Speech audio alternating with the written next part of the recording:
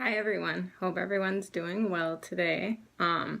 As promised, I am going to go over some of the meds that help me to get by on a daily basis.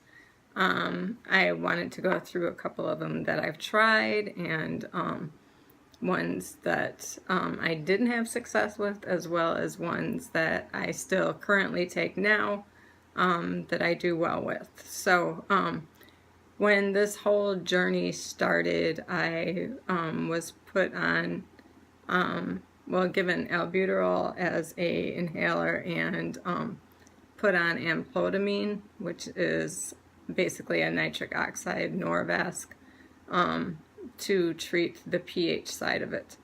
And that worked for about a year and a half. And they did also try sildenafil, which I couldn't even take that for a day. It had a lot of noise going on in my head, like I could hear my heart pounding in my head, whoosh, whoosh, whoosh kind of thing, and bending over or doing just about anything was nearly impossible, as it made me feel like I was going to pass out. So sildenafil was not an option for me. I have also been on iron pills for quite some time because I'm also anemic. So those were amlodipine and the iron pill were what I started off with, along with an albuterol inhaler, which I only occasionally used. As time went on, I started using the albuterol inhaler more and more because I was having more trouble breathing. And then after being put in a hospital with congestive heart failure and then being sent to the specialist, then I was switched to taken off the Norvasc or amlodipine and moved to Supplemental, which is a specialty drug that you get from a specialty pharmacy. I didn't even know these types of pharmacies existed.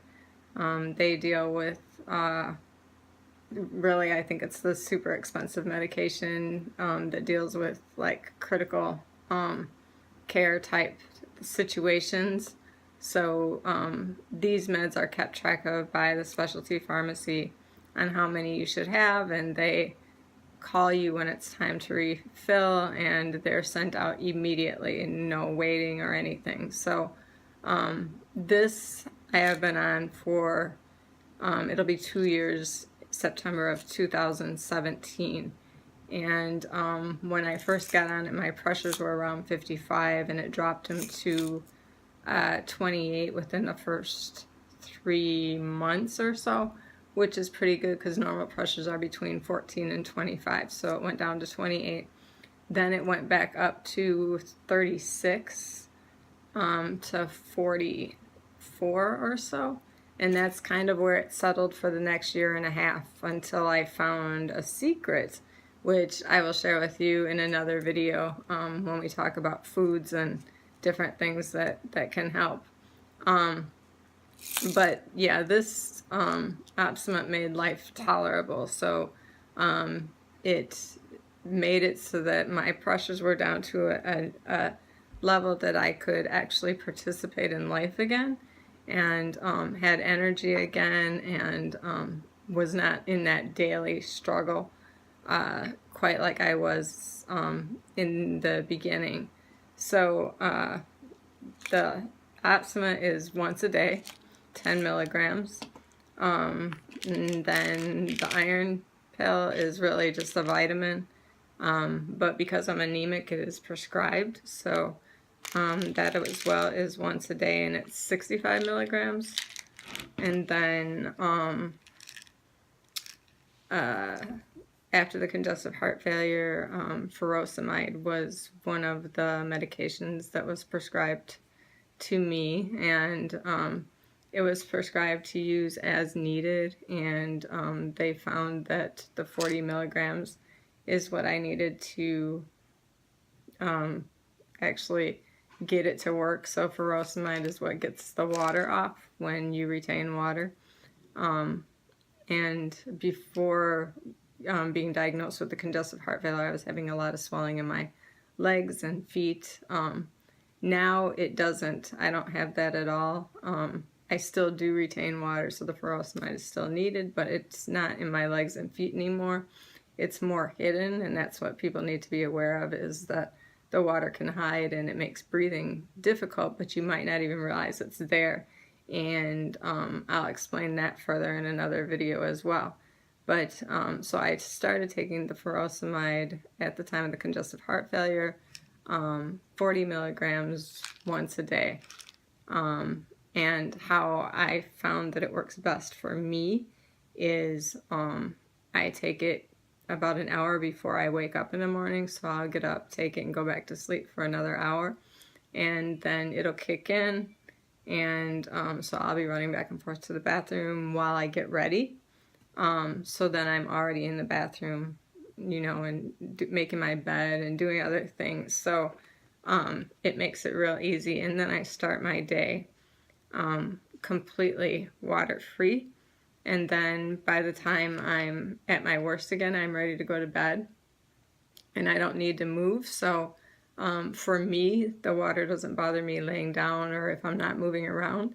I only have trouble breathing when I'm moving around. So for me, then I go to sleep, and when I wake up, I start again with the pill and get the water off. So it's best for me when I take it. It works for my body best on an empty stomach, but everybody's different, and different people have different ways of doing things. This is what I found works for me. Now, about maybe 3 to 6 months ago, I was able to start cutting these pills in half from 40 milligrams. I use a pill cutter from 40 milligrams to 20 milligrams, and I am able to get all the water off with 20 milligrams. I did start cutting them in half because I was starting to feel too dry, and it's at the point where I'm about to start cutting them in thirds and take it down another notch and see if I can get the water off with even less. I do this with my doctor's approval. So he knows that I do this, and he does tell me it's okay to skip them every now and then and see what happens. I don't like skipping them altogether because then I tend to retain extra water and it causes extra problems for getting it off. So I try to only adjust them once I start feeling that dryness, which I can feel it in my head, I can feel it in my lungs, I can feel it in my organs. So, and another video I want to do is about self-awareness and how important it is, and I'll talk more about this dryness then. So right now I'm doing 20 milligrams of Lasix every morning, once a day. And anybody who's taken Lasix or furosemide knows that it takes the potassium out of your body. So potassium is another vitamin that is prescribed to me. I take 20 MEQs twice a day, once in the morning, once at night. I actually take it in the morning with breakfast and then at dinner time. These do best with food. They can upset your stomach. I wouldn't even call it an upset. It causes pain to your stomach. Then something that I've also been tested and lacking in is vitamin D, especially in the winter. However, I learned from the way that my doctor prescribed them, only 2 pills twice a week. So during the winter I take 2 pills twice a week, and during the summer I take 1 pill once a week. And within a very short time, those 2 pills twice a week brought my levels back up to a normal level. So that taught me that I don't need to take a lot of them for it to work. The same with the vitamin B. This is the other one I take. I only take it once a week. So just sometimes just adding a little helps a lot. So this is once a week during the summer, once a week all year, twice a week in the winter when you're not getting as much sun. And the vitamin D3 is 5,000 IUs, and the vitamin B complex Doesn't really say on here what it is, but it's all of the vitamin B. It's the energy complex, so it's all of them, not just B12 or whatever. Next, I have tried for inhalers. I've tried Advair, I've tried Symbicort, and the one that I like the best is Stialto. And Stialto I like about it because there is no steroid in it, and it also is once a day, so it lasts for 24 hours. I also like that it's not a powder, and the way it comes out of the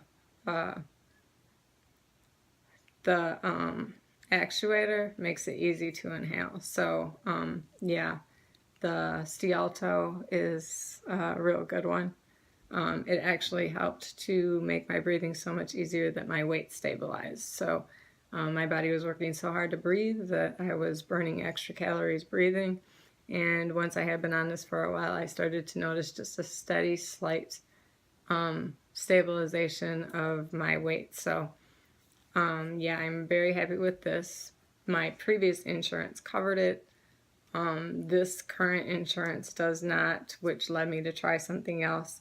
And now I am moving back to the Stialto, and even if I can't get my current insurance to cover it, I'm still going to use this one because it's what works for me.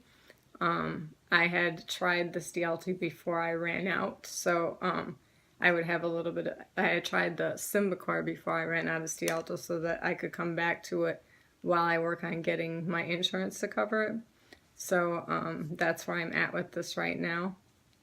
And then the other one that they give you is a rescue inhaler, and I used to use the albuterol one. I don't know what, I'm sure this is just another form of albuterol, but it's a different kind than they originally used to give me. This I haven't used since probably 2015, but I always keep it with me just in case.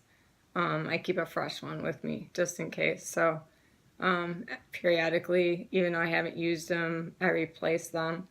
And I keep it in my battery bag with my oxygen concentrator, so it's always with me.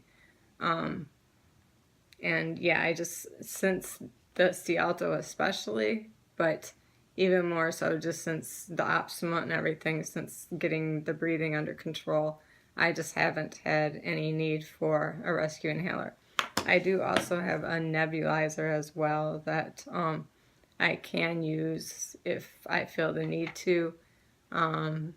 That too has not been used maybe once or twice since 2015. When I first got out of the hospital in September of 2015, I used to use it a lot. This I used to use before I went in.